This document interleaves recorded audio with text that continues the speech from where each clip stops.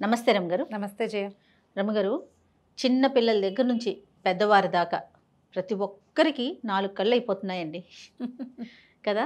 పెద్దవాళ్ళంటే సరే వయసు రీత్యా వస్తుంది అనుకుంటాం. చిన్న చిన్న పిల్లల్లో కూడా చూస్తాం, పాపం వాటిని వాళ్ళు క్యారీ చేయలేరు, ఎలా మెయింటైన్ చేయాలో తెలీదు, చాలా ఇబ్బంది అయిపోతుందని. కళ్ళజోడు చాలా సాధారణం అయిపోయింది. అవును. కంటి చూపు మెరుగ్గా ఉండాలంటే ఏం చేయాలి?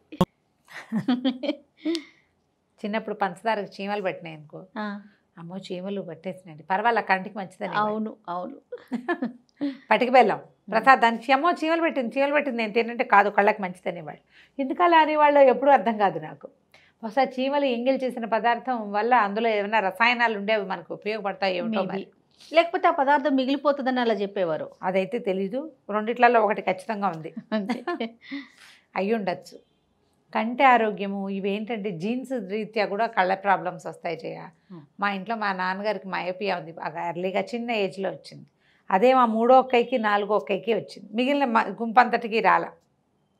వాళ్ళ తర్వాత ఇక వరుసగా మనవల్లో ప్రతి వాళ్ళకి వచ్చినాయి. మా వాడికి ఉంది, మా అక్కయ్యకి పిల్లలకి ఉంది, అందరికీ ఒకటి ప్రతి ఇంట్లోనూ ఒకళ్ళకో ఇద్దరికో ఖచ్చితంగా వచ్చింది. ఇది 18 ఏళ్ళ తర్వాత పిల్లల ఎదుగుదలతో అట్లా పెరుగుతూ ఉంటుంది సైటు. ఎదుగుదల ఆగిపోయాక ఒక లెవెల్కి దిగిపోతుంది, ఆ హై ఉండదు, దిగుతుంది. ఇంకా అక్కడ ఎక్కడో చోట ఫిక్స్ అవుతుంది. కొంతమంది పిల్లలు పోగొట్టుకుంటారు దాన్ని, కొంతమంది పిల్లలు పోగొట్టుకోలేకపోతారు, ఆ కళ్ళతోటి నిలిచిపోతుంది. ఐసైట్లు ప్లస్ మైనస్, దూరవి కనపడవు, దగ్గరవి కనపడవు, హెరిడిటరీగా వచ్చేవి. అవును.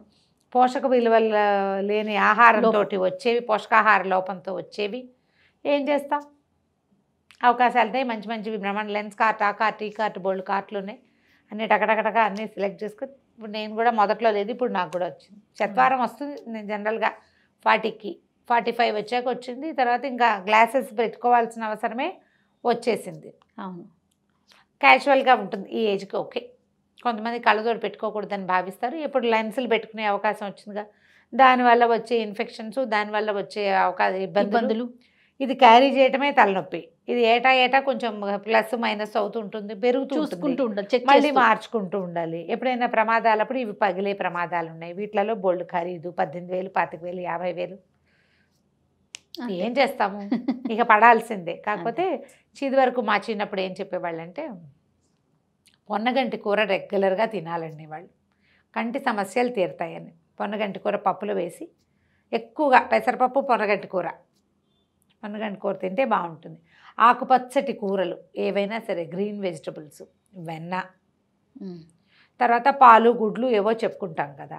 ఆహారంలో క్యారెట్లు, పిల్లలకి చిన్నతనం నుంచి కనుక మంచిగా క్యారెట్లు, శుభ్రంగా ఆకుకూరలు మనం వండేసి వేయించేసి డ్రై చేసేసి కాకుండా పప్పుల్లో వేస్తే ఎక్కువగా ఉడకాల్సిన అవసరం లేకుండా అయిపోతాయి. అవును. చాలా పోషకాలన్నీ పోగొట్టేలాగా కాకుండా కాస్త తక్కువగా ఉండి విపరీతంగా వెయిట్ చేయకుండా కనుక పెడితే కొంచెం కళ్ళకి మంచిది. చిన్నప్పుడు మా దగ్గర ఇంకొకటి చేసేవాళ్ళు, మాధవరావు పెద్దనాన్న గారని మాకు ఆయుర్వేద వైద్యులు, హోమియోపతి కూడా చేసేవారు. మా నాన్నగారి ఫ్రెండ్ సుబ్బారావు పెద్దనాన్న, నాన్న ఫ్రెండ్ సుబ్బారావు. మా నాన్న ఫ్రెండ్స్ అందరూ ఆయనకంటే కొంచెం పెద్దవాళ్ళు, అందరూ పెద్దనాన్నలే. ఒకళ్ళిద్దరు బాబాయిలు, మామయ్యలు లేరు మాకు. మామయ్యలు చాలా తక్కువ, అందరూ పెద్దనాన్నలు బాబాయిలే ఉన్నారు ఎక్కువగా. ఈ సుబ్బారావు పెద్దనాన్న గారు అన్నయ్య గారు డాక్టర్ మాధవరావు గారు, ఈయన కైకలూరులో ఉండేవారు. మాధవరావు పెద్దనాన్న గారు చాలా బాగా అద్భుతమైన వైద్యులు, ఆయుర్వేదము, హోమియోపతి కూడా. ఆయన చెప్పిన ఒక లేఖ్యం, ఇది దేంతో చేశారు, చెప్తా, మునగాకుతోటి చేశారు. మా పెద్దబాబు, మా పెద్దకే గారిపై ఎయిర్ ఫోర్స్లో చేరాడు. వాడికి గ్లాసెస్ ఉండేవి. గ్లాసెస్ పోగొట్టుకోవడం కోసం వాడిని ఇది తినమన్నారు. వాడు అసలు ఒట్టిదే తినేసేవాడు. మునగాకు లేఖ్యంతో వాడి కళ్ళజోడు తీసేసాం, లేదు పోయింది. అబ్బా. మునగాకు మామూలుగా పిల్లలందరికీ ఇలా ఏం చెప్పేవారంటే కొంచెం వెన్న, మునగాకు, చిన్న బెల్లం ముక్క తినమనేవారు. పచ్చాకండి, పచ్చిది ఏముంది, ఇట్లా అంతాకు ఫ్రెష్ ఇట్లా ఒక చెప్పటం, కొంచెం నలపటం, ఒక చిన్న వెన్న ముద్దటం. ఆ రోజు వెన్న తీసేవాడు, బెల్లం ముక్క వేస్తే సులువుగా తినేస్తారు. పెద్దబాబు ఒట్టి మునగాకు తినటమే నాకు తెలుసు, అందుకని మునగాకు పప్పులో వేసేవాళ్ళు అమ్మ వాళ్ళు తరచుగా. మునగాకు వెన్న కలిపి ఒక చిన్న దంచడం, అంత వెన్నేసి తినేయడమే. అలవాటైపోతే చేసేస్తాం. అంతే. వెల్లుల్లిపాయలు కచకచా నవిలే వాళ్ళు కనపట్టల్లా ఇప్పుడు అవునండి, అవును. విపరీతమైన వాసన వస్తుంది, ఘాటు కూడా. తినేస్తారు, అలవాటు చేస్తే తినేస్తాం. మునగాకు తోటి మాత్రం 100% మా ఇంట్లో తగ్గింది నేను చూసా. పెద్దనాన్నగారు ఇలాంటివి కొన్ని చాలా చెప్పేవారు. అవి ఇప్పటికీ వారు ఇటీవల కాలంలో బాగా ఇంచుమించు 100 సంవత్సరాల దాకా జీవించినట్టున్నారు. మా నాన్న పోయి ఎన్ని సంవత్సరాలైనా పెద్దనాన్నగారి ఇది మాత్రం, నాన్నకి వైద్యం చాలా కాలం చేశారు. మా అమ్మ నాన్న వెళ్ళి కైకలూరులో ఉండేవారు. వాళ్ళ ఫ్యామిలీతోటి చాలా అత్యద్భుతమైన అనుబంధం ఏర్పడి ఉంది. ఇప్పటికీ వాళ్ళతో కొంత టచ్లోనే ఉన్నాము. ఆ వైద్య విధానం పెదనాన్నగారు చెప్పిన మాటలు మాత్రం కొన్ని అసలు వదిలిపెట్టకుండా చేస్తూనే ఉన్నాం మేము. అందులో ఈ మునగాకు ఒకటి. ఏవైనా దెబ్బలు తగిలితే, చిన్న కంకుత తగిలితే మునగాకు దంచి వెచ్చజేసి పసుపేసి వెచ్చబెట్టి అది వేసి కట్టడం. కంకు దెబ్బలకి మునగాకు. ఆ కొన్ని మాధవరావు పెద్దనాన్నగారు చెప్పారు. మా విద్యకయ్య ఆయనకి ట్రూ ఫాలోవర్గా ఉండేది. విద్యకి ఇంటి పక్కన ప్రాక్టీస్ పెట్టుకున్నారు చాన్నాళ్ళు బందర్లో. రెగ్యులర్గా మా విద్యకయ్య దగ్గరికే వచ్చేవారు. దాంతో విద్యక బాగా ఫాలో అయ్యేది. ఆ విద్యక వల్ల ఇంకా పోకుండా అలా కొన్ని విషయాలు అలాగే ఉన్నాయన్నమాట. అందులో ఈ మునగాకు ఒకటి. ఇప్పటికీ కనుక మనకి మునగాకు దొరికితే, మనకి ఆషాఢంలో రెగ్యులర్గా ఆషాఢ ఆదివారాలు ప్రతి ఆదివారము తినమంటారు. అవన్నీ ఆరోగ్యరీత్యా మనకు పెట్టబడినవే. మునగ గనక దొరికితే 2 విధాలుగా ఖచ్చితంగా వాడచ్చు. ఒకటి ఇట్లా పచ్చి ఆకు ఒక మాట దంచేసి అంత వెన్న ముద్ద వేసి పిల్లలతో తినిపించేసేయండి. కాస్త పంచదార వేసి దంచినా పర్వాలేదు. మునగని రెగ్యులర్గా మనం కషాయం కాచుకుని తాగటం. రోజు మునగ టీ మొరింగా అని మనకి ఇప్పుడు ఆన్లైన్ విపరీతంగా అమ్ముతున్నారు. దాదాపు 40-50 సంవత్సరాల నుంచి మేము ఇది చేస్తూనే ఉన్నాం. ఎముకలకు సంబంధించిన సమస్యలకి సమాధానంగా ఉంటుంది మునగ. అండ్ కంటి సమస్యలకి చాలా పెద్ద ఆన్సర్ అది పనిచేస్తుంది. నేను క్లియర్గా చెప్పా కదా మా ఇంట్లో చేసిన సంగతి. ఇది చేసి కూడా 40 years బ్యాక్ మా నాన్న ఉండగానే అప్పుడే చేశారు. అందుకనే స్పష్టంగా తెలుసు నాకు. ఇది కాకుండా తర్వాత కాలంలో మరి ఏవైనా ఆయుర్వేద వైద్యాలు ఫాలో చేసిందా మా అక్కయ్య అయితే నాకు తెలీదు. పిల్లలతో తినిపిస్తాను. సిటీలలో మునగాకు ఎక్కడ దొరుకుతుంది? అవును. ఈ డ్రై మునగాకు వాడుకోవచ్చు అనే భావాలు తర్వాత కాలంలో వచ్చినాయి. మధ్యలో కొంతకాలం తెలీదు మనకి.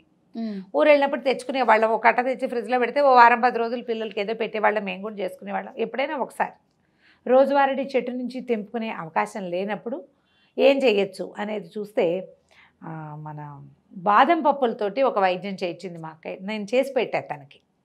బాదం పప్పుల్ని రాత్రి తెల్లవారుజామున అట్లా వేడి నీళ్ళల్లో నానబెడితే పొట్టు ఒలిచేసుకోవచ్చు.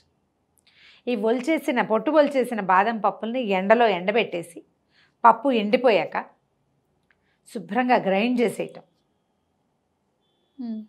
బాదం పప్పు గ్రైండ్ చేసేసి గ్రైండ్ చేసిన బాదం పప్పు పొడి ఎంత ఉంటే అంత, సోంపు మామూలు పచ్చి సోంపు దొరుకుతుంది కదా, స్వీట్నర్ కాదు, స్వీట్గా ఉండేది కాదు, సోంపు దొరుకుతాయి కదా, సోంపు ఎత్తుకెత్తు 1/4 కిలో, ఒక 100 గ్రాముల బాదం పప్పు అనుకోండి. చేసి చూసుకుంటే తెలుస్తుంది. 100 గ్రాముల బాదం పప్పు అయితే 100 గ్రాముల సోంపు. ఇవి 2 మెత్తగా గ్రైండ్ చేసేసి ఇంకొక 100 గ్రాములు కలకండ, మనం ఇది ఉంటుంది కదా పటిక బెల్లం, చిట్టి చిప్స్ కాదు గడ్డలు. ఈ గడ్డల్ని ఈ మూడింటిని గ్రైండ్ చేసేసి ఆ పొడి చేసి పెట్టుకోవటం. రోజు ఒక చిన్న గ్లాసు పాలలో కలిపి ఇవ్వండి పిల్లలకి, కంటి చూపు మెరుగుపడుతుంది అని ఎవరు చెప్పారో మా విద్యకయ్య చేసింది. వాళ్ళ మనవరాల కోసం చేయించింది నాతోటి. ఇవి పప్పులు ఎండబెట్టివ్వు, నేను పొడి చేసుకుంటానంటే పొడి కూడా నేనే చేసి ఇచ్చాను. మిక్సీ చేసేసారా? మిక్సీ చేసేసాను. ఓకే అండి. చేస్తే తను సోంపు అవి గ్రైండ్ చేసుకుంది.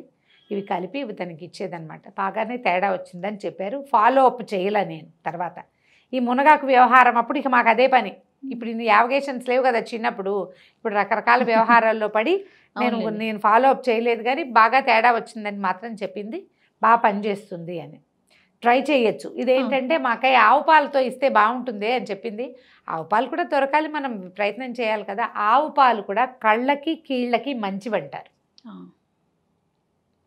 పిల్లల ఎదుగుదలలో అంటే తల్లిపాలకి సమానమైన పోషకాలు ఉంటాయని, ఆవు పాలలో ఏదో దివ్యత్వం ఉందని ఒకటి భావిస్తాం కదా జయ. ఔషధ విలువలు ఉన్నవి ఆవు పాలు. అది కూడా మళ్ళీ మనకి ఈ ఆవులు జెర్సీవి కాకుండా దేశవాళీ దేశవాళీ ఆవు ఆవులు. ఇంకా మంచిదంటారు. అలా వెతుకుని తీసుకోగలిగితే సరే. ఈ పొడిని కనుక పాలల్లో పంచదార వేస్తారా, ఈ పొడి కూడా వేసే పంచదార ఎక్కర్లా, అందులో పటికేస్తున్నాం కదా. ఇది వేసేసి కలిపేసి ఒక్క రవ్వ చిక్కబడుతుంది బాదం పొడి ఉండటం వల్ల. బాదం పాలలాగా ఉంటుంది, కొంచెం అటు ఇటుగా సోంపు వాసన వస్తుంది. అలవాటు చేసి రోజు ఓ చిన్న గ్లాస్ ఇస్తే కొంచెం చిన్న వయసులోనే అద్దాలు పడిన పిల్లలకి, ఆ అద్దాలు పెద్ద పెద్ద అద్దాలు కాకుండా కొంచెం భూతద్దాలు కాకుండా కొంచెం పల్చటి అద్దాలు అవుతాయి. సుమారుగా ఉండి కొంచెం ఎక్కువ సైట్ ప్రాబ్లం లేని వాళ్ళకి అవి తగ్గిపోవచ్చు. ఓకే. ఈ 3 చిట్కాలని మనం రెగ్యులర్గా వాడుకోవచ్చు. ఓకే. పెద్దవాళ్ళల్లో కూడా తీసుకోవచ్చు అంటుంది. మా అక్కయ్య మునగాకు తెప్పించుకుని వేసుకో, నీకు కూడా కళ్ళజోడు బాధ తప్పుతుందని చెప్తోంది నాకు. కానీ చేయలేకపోతున్నా నేను, దొరకటం లేదు ఈ ఊళ్ళో. ఎప్పుడో దొరుకుతుంది, పచ్చిది దొరకదు రమ్మగారు, పచ్చిది దొరకదు, డ్రై తెప్పించుకోవాలి. అయితే మనకేమో అనుమానాలు. దాంతో వస్తుంది. ఒక మునగ చెట్టు పెట్టాం మాకు వాకిట్లో. ఓకే. అది ఎదిగితే ఏమైనా రెగ్యులర్గా 4 ఆకులు అంత ఆకు రెగ్యులర్గా వేసుకోగలమేమో. చూస్తే మీకు పచ్చాకులు అట్లా పనిచేసేవి ఎన్ని రకాలు ఉన్నాయో మనకి. చెయ్యలేకపోతాం, మనకి శ్రద్ధ లేదు, అవకాశం లేదు. అవును. కుదిరితే కనుక ఇలా చేయండి. కంటి చూపుకి మెరుగుపరచడానికి ప్రధాన ప్రయత్నం ఏంటంటే పిల్లలకి ఆకుపచ్చటి కూరలు పెట్టడం, అంతే. పాలు, క్యారెట్లు ఇవి అలవాటు పపాయ. చేస్తే, పాపాయ లాంటివి అలవాటు చేస్తే ఆ విటమిన్ డెఫిషియన్సీ తగ్గుతుంది, ఆటోమేటిక్గా తగ్గిపోతుంది, క్రమంగా తగ్గుతుంది. ఒక డాక్టర్ సలహా తీసుకోండి. టాబ్లెట్స్, కళ్ళజోడు ఈజీ కదా అనిపిస్తుంది. పిల్లల కళ్ళజోళ్ళు అసలు 6 నెలలకి 3 నెలలకి పోతూ ఉంటాయి, మళ్ళీ మళ్ళీ కొంటూ ఉండాలి. అవును. అసలు ఆ గోల్ లేకుండా ఉండటానికి అవకాశం ఉన్నప్పుడు అదే ఎందుకు ట్రై చేయకూడదు? ఎవరైనా ఆయుర్వేద వైద్యుల సలహా తీసుకుంటే కూడా మనం ఇందులో ఇంకా సక్సెస్ఫుల్గా చేయగలుగుతాం. తప్పకుండా అండి. నమస్తే రమ్మగారు. నమస్తే.